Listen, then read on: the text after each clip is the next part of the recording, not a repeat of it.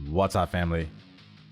Welcome back to the Stop Sinking Show, where we go from struggle to flow.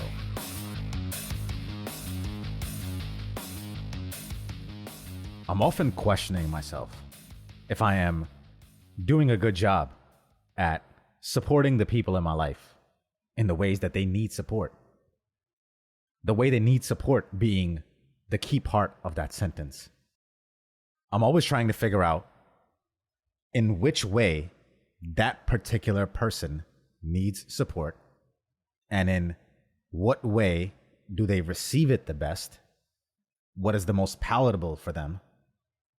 I'm also trying to do that while having as little of an agenda for their life as I can, one that I create. Meaning I don't want to support them in the ways that I think they need support. I want to be real clear about what ways they actually need support, and then figure out how I can provide that support in the best possible way, or if I can at all. Sometimes I just can't. Sometimes I fail because I am either not able to meet someone emotionally where they are because I'm not in that state myself, or have already determined myself that I do not want to get in that state and indulge in it with them. So I just accept the failing at not being able to support them. Sometimes I can try and stretch myself, but the thing about support is you want to give it in a way that can actually support someone. And if you try to do it from a weak place, if you try to stretch yourself and try to bolster someone up on your weight, but you yourself are not able to physically or emotionally, you don't have the emotional or physical constitution to do that for them, then you will both fall because of that instability. So first, I'm trying to figure out what kind of support someone needs, and then seeing if I am the right person or in the right place to give them that. This is a constant thing that I am always thinking of in almost all of my relationships. The problem that I have, maybe it's hubris or an honest take on understanding of people. The problem is that people don't know themselves how they need support or what exactly even the problem is half the time. It's understandable too. When I have anxiety about something or can't show up as my best because of some mental block in some area, it's not like I am clearly able to put a finger on why or what is the reason for that anxiety or that feeling or that block. So if someone wants to help me in that state, how can they? How can I lead them to? How can I guide them to? There must be some process of diagnosis that we have to go through together. And that process of diagnosis isn't a clear question and answer session, because that would assume you would know the answers. Half the time, the process of diagnosis is in itself attempts at support, saying things, doing things, trying things, all things that might not be the actual support the person needs, or may even be doing damage. But the process of diagnosis requires this trial and error to throw things at the wall and see what sticks. And then hopefully something does, something resonates, something hits a soft spot. Something stops the person in their tracks. Something triggers them and their defenses to go up maybe. And that provides evidence in itself.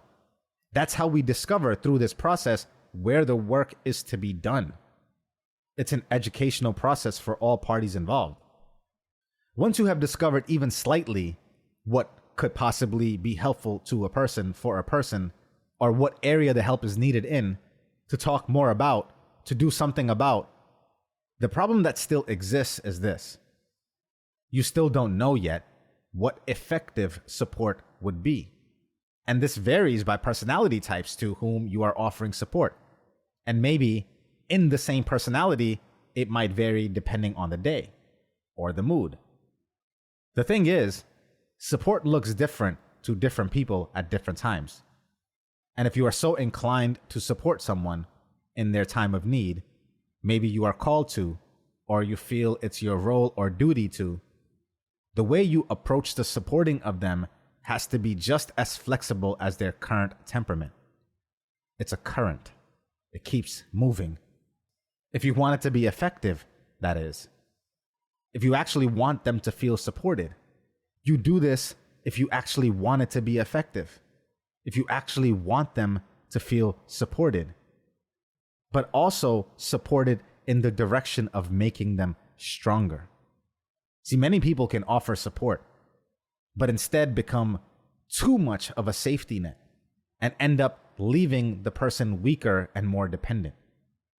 In your support, you can either strive for safety or strength. And even those two have to be done as a balancing act. Too much safety, and the person doesn't exercise their own muscles to develop. And going too much towards strength, you might make the person completely unsafe and do more harm than good before strength can even be developed. The strength has to be developed under conditions of safety, where safety provides enough confidence that the person can venture into the abyss while still having a rope to climb back out. When you are in the position to support someone, it is very tempting to just keep them safe. It takes less mental energy just to grab someone and hold them while walking than to have them move independently while having to monitor them every second that they might trip and fall or lose balance. It's much easier to just grab them and hold on to them and make all the decisions for them. But the real job of the supporter is to do the latter, to let the person exercise their own strength while they are still safe, that they can't go too far into harm, where they can trust that you will catch them if they fall. Still, there are nuances in emotional support that are harder to navigate than the physical catching of someone.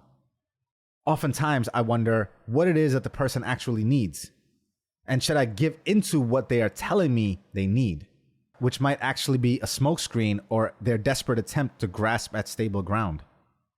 Or should I do the opposite and make them sit with what it is that they are struggling with a little bit longer so that they learn to grasp at their own self for safety instead of relying on me or any outside source?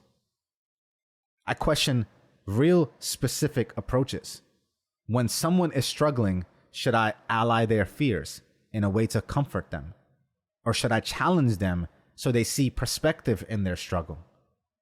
When someone is not feeling up to doing something and I love them, should I give them the okay to not do it out of my love because of how much I know they do? And it's okay, I tell them, that they don't want to do something or haven't been able to do something. Or should I give them a hard time about not doing it?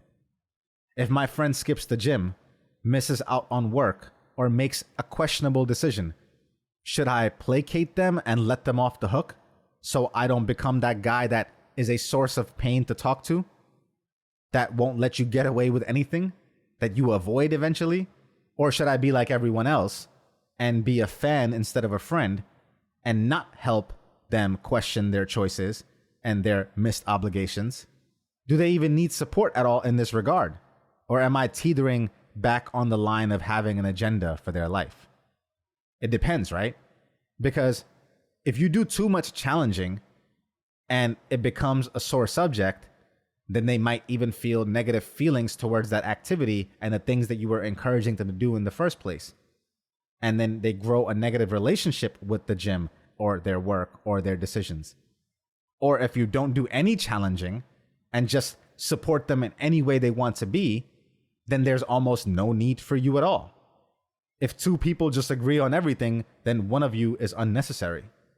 You add nothing to the relationship. You're just a reflection of the other person. You go with whatever they want to do. And maybe you just don't care enough to challenge someone. Maybe you don't think it's your place, which makes me question and think if you're the right person then to support them at all.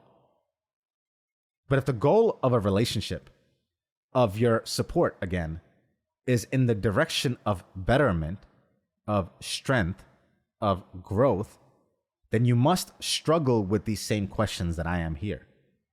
What's the best way to support someone? The answer to that keeps changing depending on what the person needs in order to serve that direction of betterment and growth. Challenge or comfort. Either one or the other, one then the other, both at times, as long as it is heading in that direction. The other principle that should underline all of your help and support in any of your doing really is to make sure anything you do is sustainable. That if you had to do it for the rest of your life, you could at the level that you have chosen to do it consciously. Accepting this forces you to look at this and help differently, support differently. You cannot perform or do anything, provide with intensity, or be there beyond yourself. There's a limit to you. And when trying to support someone else, the most important thing to make sure in that support is to make sure that your support is something that can be counted on. So that means you must do it at a level that you can, without doing too much too fast. That again creates an unhealthy relationship with the support provided and received. And it makes the person go from extreme dependency to abandonment, and might cause its own issues that then the person has to go on and need support for in the future. So if you really want to support someone, you have to support them at the level that you can sustain, so they know what to expect, and so they learn to grow around all the places you cannot support them. In some ways, there's a miracle in that too. Every place you fall short, even with good intention to support in every other way, results in them still feeling you there as a safety, and now a dependable safety, while they learn the areas they need to shore up in themselves, need to support themselves in. And in your falling short, or giving or supporting at an honest level that you can sustain, in that, you strengthen them in every way you can't support them. So how do you support someone? Carefully, sincerely, sustainably, with balance, and always in truth. I love you, family. Stay true always. I'll see you on the next show.